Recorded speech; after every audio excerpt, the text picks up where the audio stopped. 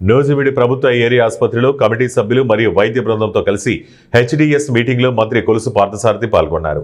పత్రికా విలేకరులతో మాట్లాడుతూ నూజివీడు ప్రభుత్వ ఏరియా ఆసుపత్రి గురించి, దాని అభివృద్ధి గురించి, పత్రికలో వచ్చిన కొన్ని కథనాల గురించి హెచ్డిఎస్ మీటింగ్లో ప్రస్తావించినట్లు తెలియజేశారు. ఈ సమావేశంలో ముఖ్యంగా ఆక్సిజన్, మెడిసిన్స్, డీజిల్ మరియు ఎలక్ట్రికల్ ఐటమ్స్ పర్చేస్ కోసం అప్రూవల్ ఇచ్చినట్లు మంత్రి తెలిపారు. 2021లో నూజివీడు ఏరియా ఆసుపత్రిలో ఆక్సిజన్ ప్లాంట్ నిర్మించినట్లు, మెగా ఇంజనీరింగ్ సంస్థ ఆధ్వర్యంలో ఈ ప్లాంట్ నిర్వహించారని, ఈ ప్లాంట్ స్థాపించిన సంవత్సరం గడిచిన తర్వాత నుంచి పనిచేయట్లేదని, నిరుపయోగంగా పడి ఉందని కమిటీ సభ్యులు మంత్రి దృష్టికి తీసుకొచ్చినట్లు తెలిపారు. వాళ్ళు వెంటనే ఒకసారి రిపేర్ చేసి మీకు అప్పచెప్తామని చెప్పారు. సో దాని ద్వారా ఇంకా అడిషనల్గా ఏదైనా చేయాల్సి వస్తే, పైప్ లైన్ కానివ్వండి, లేకపోతే ఇంకేదైనా చేయాల్సి వస్తే చిన్న ఖర్చు ఏదైనా ఉంటే ఆ ఖర్చు పెట్టుకుని ఇక్కడ గ్యాస్ సిలిండర్లకు, ఆక్సిజన్ సిలిండర్ కోసం ఏదైతే ఖర్చు పెడుతున్నారో ఆ ఖర్చుని తగ్గించి ఆ నిధుల్ని హాస్పిటల్ డెవలప్మెంట్కి వాడతామని చెప్పేసి మనం ఇస్తాం. అదేవిధంగా అంబులెన్స్ కొంతమంది ఎంపీ ల్యాడ్స్ నుంచి ఇవ్వటం జరిగిందని చెప్పారు. అది కొన్ని రిపేర్స్ మూలంగా పని చేయట్లేదు.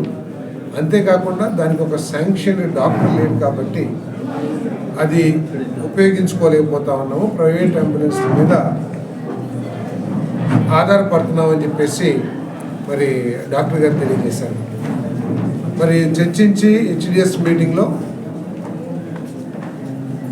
అవుట్సోర్సింగ్లో డ్రైవర్ని అపాయింట్ చేయండి అని చెప్పినప్పుడు 8,000 మాత్రమే నిబంధనల ప్రకారం ఇవ్వగలము, మిగతా 7,000 నిధులు కొద్దిగా ఇబ్బందిగా ఉంది, నిధులు ఎక్కువగా లేవు అని చెప్పిన వెంట మరి మన దగ్గర తెలిసిందే P4 ముఖ్యమంత్రి గారు ఏదైతే P4 కార్యక్రమాన్ని నిర్వహిస్తూ ఉన్నారో ఆ P4 కార్యక్రమంలో భాగంగా నితిన్ కృష్ణ గారు 1 lakh డ్రైవర్ ఖర్చుల కోసం ఇమీడియట్గా శాంక్షన్ చేస్తారని చెప్పేసి కూడా అకౌంట్కి ట్రాన్స్ఫర్ కూడా చేయడం జరుగుతుందని చెప్పేసి కూడా మరి వారిని కోరి వారిని ఆమోదం తెలిపారని చెప్పేసి కూడా తెలియజేస్తాం.